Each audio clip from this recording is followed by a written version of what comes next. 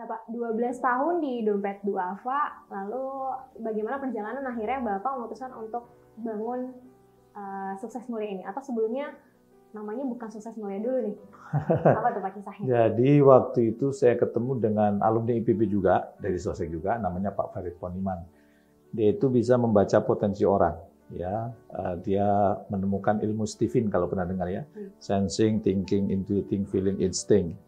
Begitu ketemu dengan saya, Mas Jamil, sampai itu orang feeling, otak kanan bawah.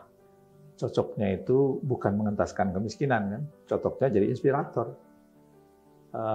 Wah, kalau aku jadi inspirator, mulai lagi dong dari bawah. Nggak apa-apa, lebih enjoy, lebih menikmati hidup dibandingkan kemudian sekarang melakukan. Mungkin enjoy, tapi tingkat enjoy-nya kalau skala 1 sampai 10, mungkin sekarang 6. Tapi kalau nanti jadi pembicara, trainer, itu nilainya bisa 1 skala 10, bisa 10 gitu. Akhirnya saya putuskan, saya coba-coba dulu. 2004 itu coba-coba, dan kemudian 2006 pulang dari ibadah haji memutuskan udah resign, fokus di training. Ya. Dan ternyata benar. Karena kita bekerja sesuai dengan potensinya, bekerja sesuai dengan passion-nya, bekerja dengan keahlian yang mau saya pelajari itu enjoy, nikmat banget gitu ya. Jadi setelah saya pelajari itu mirip kayak itu Ikigai. Ikigai itu model kehidupan orang Jepang ya, di daerah Okinawa itu. Kenapa orang-orang Okinawa itu kok usianya panjang-panjang? Karena mereka punya menerapkan ilmu Ikigai. Ikigai itu apa? Mereka mengerjakan sesuatu yang dia cintai, mereka melakukan sesuatu pekerjaan yang dia ahli, mereka melakukan pekerjaan yang itu dibutuhkan dunia, dan mereka melakukan pekerjaan yang itu dibayar. Dan itu irisan.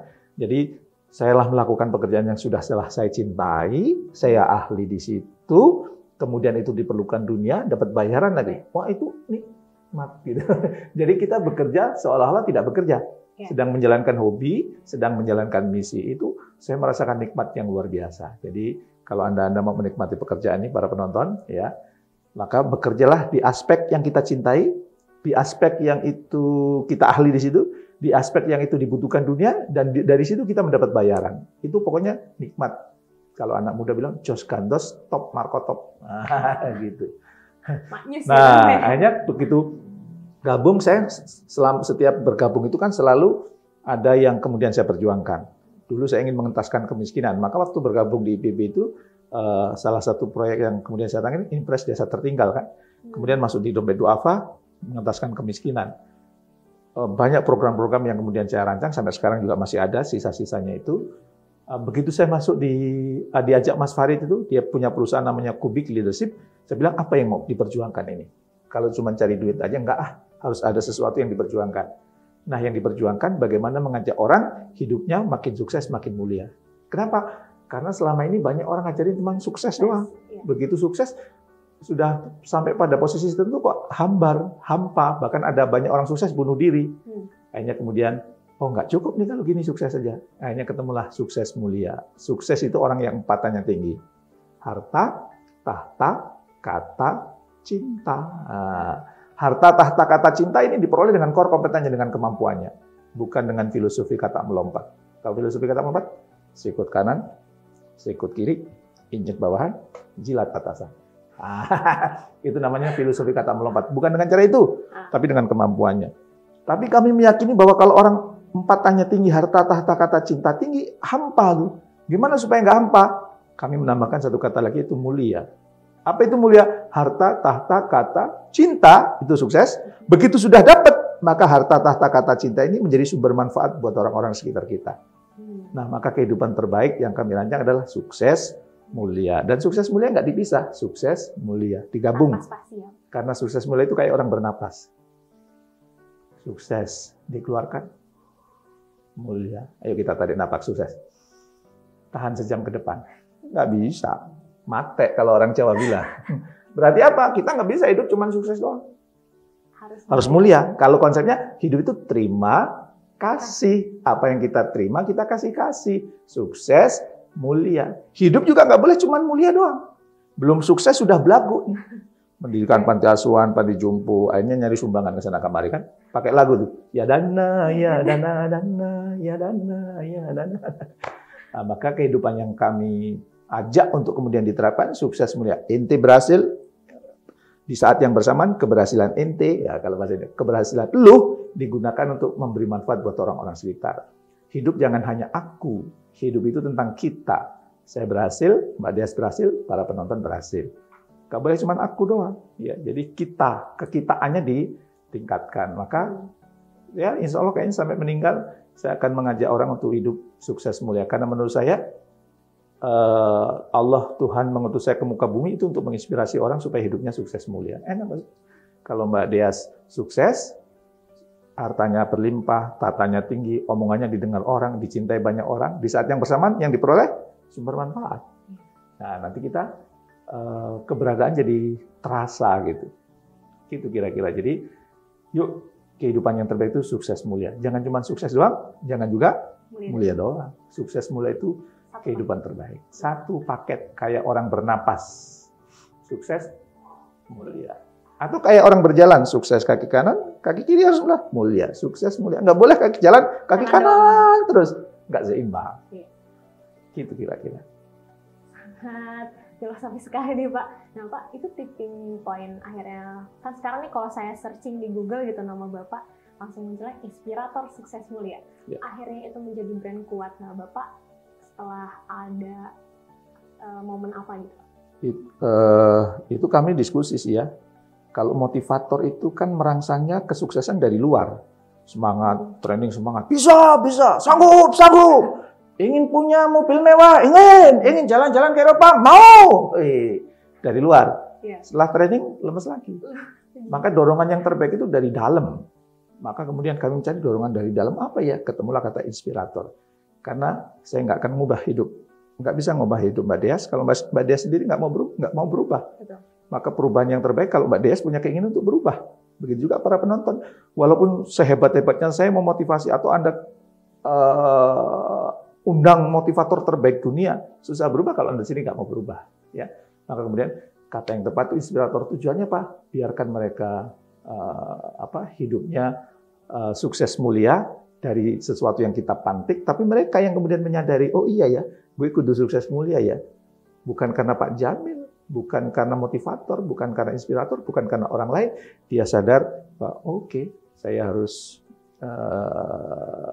menjalani kehidupan terbaik yaitu sukses mulia. Maka menggunakan kata inspirator. Makanya sekarang saya dengar inspirator sukses mulia. Saya nggak mau inspirator dalam pengertian mengajak orang itu punya kesadaran diri untuk bertumbuh. Ya, sukses mulia itu yang diperjuangkan. Ayo kamu berhasil di saat yang bersamaan keberhasilanmu itu menjadi sumber manfaat. Gitu. Jadi karena orang kadang benar kata Bapak, banyak yang pengen ngasih, tapi sebenarnya dia juga nggak punya kehabisan itu ya Pak. Jadi jangan sampai kita jadi gelas yang kosong, lupa untuk ngisi diri lagi gitu ya. Kalau kita nggak punya, apa yang kita beri? Iya benar. Tadi jadi dana ya. Tapi kalau sukses doang, ya nggak happy. Itu riset banyak ya. Di Harvard, di Stanford, bahkan Oprah Winfrey juga melakukan riset. Kalau orang egois itu nggak akan happy, dia nggak akan bahagia. Ya, dalam pengertian lain serakah gitu ya. Kalau dalam pengertian kalau secara spiritual gitu kan ada 3 dosa yang itu ujung dari kesalahan-kesalahan berikutnya. Dosa yang pertama itu sombong kan. Ketika Allah menciptakan Adam, setan, iblis diminta sujud, nggak mau, sombong. Itu adalah kemaksiatan pertama yang dilakukan terhadap Allah oleh iblis. Yang kedua itu adalah serakah ketika Nabi Adam makan buah kuldi, diusir dari surga akhirnya. Dan kemudian ketika Nabi Adam di dunia, apa kesalahan yang dilakukan pertama kali? Didasari apa? Penyakit iri. Qabil dan berebut istri kan, akhirnya saling bunuh. Maka kalau bisa, kalau Anda juga ingin berhasil, ya tumbuh itu hindari sombong, hindari serakah, ya, hindari iri hati gitu. Jadi jadi lebih nikmat menjalani hidup sih. Kalau menurut saya gitu. Setelah Bapak bertahun-tahun nih jadi inspirator sukses mulia, nanganin orang udah banyak banget ya Pak ya, puluhan ribu orang yang datang ke Bapak nyeritain masalahnya gitu. Ini kan perihal sama manusia ya Pak ya. Apa sih yang paling sering, hal yang paling umum akhirnya Bapak bisa tangkap orang-orang ini sebenarnya potensial, tapi akhirnya dia jadi terhambat gitu. Masalah yang paling umum. Masalah yang paling umum terhambat itu ada 5 hal, yang itu ternyata 5 hal itu sumber penderitaan orang. Apa aja tuh Pak? 1, menyesali masa lalu. Orang yang terbiasa menyesali masa lalu pasti nggak happy dan susah move on. Yang kedua itu dia tidak terima kondisi saat ini. Hobinya nyalain orang terus gitu ya. Dia kalau dalam bahasa psikologinya dia tidak acceptance. Kalau dalam bahasa spiritualnya dia tidak ridho atas ketemu. Itu nggak akan move on. Akhirnya apa? Hobinya nyalain orang. Karena nggak ridho itu. Hobinya merendahkan orang. Hobinya kemudian ya gimana saya maju, saya nggak didukung orang. Seolah-olah nasibnya diserahkan orang. Yang ketiga itu ternyata khawatir terhadap masa depan. Setelah lulus dari IPB ngapain ya? Nanti habis COVID ngapain? Khawatir terus nanti jodoh saya siapa ya? Kalau nikah dengan dia kita kira bahagia nggak? Kok belum kejadian udah dipikirin, overthinking gitu ya, khawatir itu sumber ketidakbahagiaan ya. Dan orang yang punya ini susah move on. Yang keempat itu susah memaafkan kesalahan orang lain. Jadi terbawa terus sakit hatinya itu ya. Dan yang kelima itu dia itu menyerahkan kebahagiaannya pada mulut orang lain. Nah, kalau dia menyerahkan kebahagiaannya pada mulut orang lain, dia nggak akan berkembang. Jadi Mbak Dias nggak bisa melangkah ke sana ke sini. Nanti kalau aku melakukan ini, dikritik nggak ya sama Mas Panji misalnya? Kalau aku melakukan ini, dikritik nggak ya sama orang tuaku? Dikritik nggak ya sama siapa gitu ya? Jadi akhirnya nggak melangkah-melangkah. Ya nanti kalau ini dikritik, akhirnya nggak dikritik, baper, akhirnya nggak bahagia. Jadi 5 hal itu yang membuat orang nggak move on, ya. Yang itu sebenarnya ada yang diciptakan di pikirannya sendiri, yang dia nggak bergerak gitu. Jadi ibarat mobil, kalau saya punya mobil bagus, bensinnya penuh, semua mesinnya oke, saya starter, giginya saya masukin, saya gas, kok nggak jalan? Itu kenapa? Kok mobilnya nggak jalan? Ini sudah digas, ini kok nggak jalan? Giginya udah masuk, kok nggak jalan? Itu kenapa? Karena rem tangannya belum dilepas. Nah, yang 5 tadi itu menjadi rem tangan buat kita itu. Adanya di perasaan, adanya di pikiran, itu menjadi rem tangan sehingga nggak maju-maju. Mau pakai ilmu pendekatan apapun nggak maju-maju. Ya, karena remnya nggak dilepas, maka lepas. Ya, nikmati hidup. Pengalaman yang paling berkesan Pak ketika memberikan training atau mungkin mendampingi perusahaan atau personal orang individu gitu Pak selama ini? Pengalaman yang paling berkesan ya, kalau saya sih semua momen saya buat berkesan. Pengalaman berkesan. Yang membekas sekali Pak, mungkin itu ya, ada di awal-awal atau? Waktu itu, kalau jadi trainer waktu zaman Pak Dahlan Iskan ya, itu kan semua direksi BUMN dikumpulkan di Bali. Saya diminta untuk memberi motivasi itu. Nervousnya luar biasa saya itu, karena semua kan direksi orang-orang hebat di situ. Ada juga yang waktu itu lagi naik daun Pak Jonan kereta api ya. Ada juga Pak Imasa Satar ya di Garuda macam-macam itu ya. Wah, grogi itu. Tapi begitu saya selesai pada berdiri standing applause, kepercayaan diri saya tumbuh. Oh, ternyata bisa. Dan dari situ saya dapat filosofi. Itu dari siapa?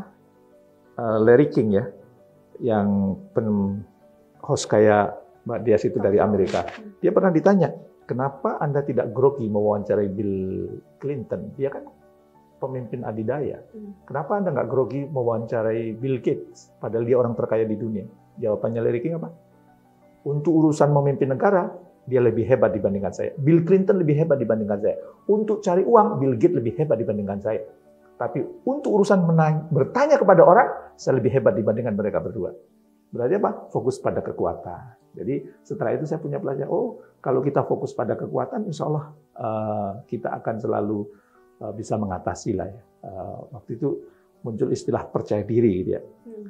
Walaupun setelah kesini percaya diri saya geser lah ya, bukan percaya diri. Karena kalau percaya diri itu jadi sombong. Jadi saya ubah menjadi dari PD ke PA. Percaya diri menjadi percaya Allah. Jadi kalau tampil dimanapun selalu yakin Allah akan nolong saya, Allah akan jaga saya, lindungi saya. Jadi lebih tenang. Jadi saya kan pernah ngisi training di Amerika, ya, pernah di Australia, pernah di Jepang, ya, pernah keliling di Oman, Kuwait, Dubai gitu ya, ke Korea gitu ya. Dan kemudian juga ke negara-negara lain lah, ke Mesir juga pernah gitu ya.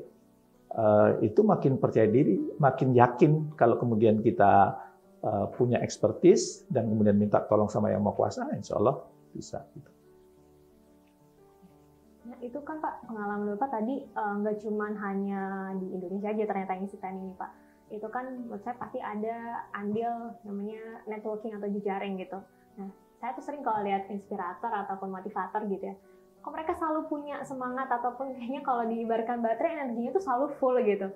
Gimana cara seni dalam berteman atau berjejaring yang diterapkan oleh Pak Jamil? Sebenarnya kalau mau selalu semangat, justru bukan dari jejaring yang utama, tapi dari diri. Dari diri itu yang pernah saya bagi juga di teman-teman mentoring leader di IPP ya, bahwa hidup itu perlu punya noble purpose. Apa sih yang kamu perjuangkan dalam hidup? Kalau network itu pelengkap ya. Yang saya perjuangkan apa dalam hidup? Yang diperjuangkan Mbak Des dalam hidup itu apa? Yang saya perjuangkan dalam hidup apa? Setiap orang itu punya misi. Nabi diutus Allah itu ada misinya. Kapten Amerika ada misi. Hulk ada misinya. Iron Man ada misinya. Kita ini semuanya adalah superhero. Pasti kita juga dikasih misi. Kalau saya misalnya misinya ya saya menginspirasi. Apa yang diinspirasi? Ya supaya orang hidup sukses mulia. Dan itu persembahan yang akan saya berikan kepada Allah. Inilah yang saya perjuangkan di muka bumi. Ketika engkau memberikan nikmat kepadaku, berupa kelebihan-kelebihan yang kau berikan kepadaku, dan kelebihan-kelebihan itu aku gunakan untuk menginspirasi orang supaya hidupnya makin sukses, makin mulia. Itu yang membuat saya nggak capek, membuat nggak lelah, apalagi saya sebagai seorang muslim ya. Ada hadis riwayat Tirmidzi itu. Sesungguhnya Allah, para malaikat, penghuni langit, penghuni bumi, bahkan semut di lubang, ikan di lautan, berselawat kepada orang yang mengajarkan kebaikan. Maka setiap hari saya mengajarkan kebaikan. Kalau lagi nggak ada training, saya menulis. Kalau nggak ada training, saya nggak sempat nulis, saya buat video. Jadi kalau kemudian itu semuanya nggak sempat misalnya, maka kemudian saya buat quote atau apapun di Instagram, di Facebook, atau di Twitter, atau di pokoknya tidak ada hari tanpa inspirasi. Kenapa? Karena setiap hari saya ingin mendapat salawat. Dan yang ngasih salawat nggak tanggung-tanggung. Itu Allah, malaikat, penghuni langit, penghuni bumi, semut di lubang, ikan di lautan. Tidak ada hari yang tidak mendapat salawat darinya. Jadi karena ada itu, sorry saya kalau ngomong ini suka terbawa. Jadi karena ada itu, maka setiap hari saya pasti menginspirasi. Jadi setiap bangun pagi tidur itu, begitu habis baca doa bangun tidur, saya selalu mengajarkan 4 pertanyaan. Ya Allah, apa yang perlu saya lakukan hari ini supaya Engkau semakin menyintai aku? Pertanyaan yang kedua, ya Allah, siapa hari ini yang aku inspirasi? Ketiga, ya Allah, apa yang perlu saya lakukan hari ini untuk meningkatkan kualitas hidup saya? Dan ya Allah, apa hal berbeda yang perlu aku lakukan hari ini? Karena dunia berubah, kalau nggak berubah, saya punah. Maka saya perlu melakukan hal-hal yang baru. Ya, saya juga perlu selalu bertanya siapa yang saya inspirasi hari ini. Ya, karena apa? Saya merasa bahwa hidup saya ke muka bumi ini, Allah mengutus saya itu untuk memberikan inspirasi. Jadi selalu always, tidak pernah never. Selalu ada inspirasi setiap hari, gitu kira-kira. Kerjanya kerja keras, berangkat pagi, pulang malam, berangkat pagi, pulang malam gitu. Tapi penghasilan segitu-gitu aja. Saya sering menamakan itu kelompok P16, kan? Pergi pagi, pulang petang, pantat peot, pinggang pegel, pala pusing, penghasilan pas-pasan, pajak pula, pas pensiun penyakitan. Ya Allah. Hitung aja berapa itu. Ya, Pak.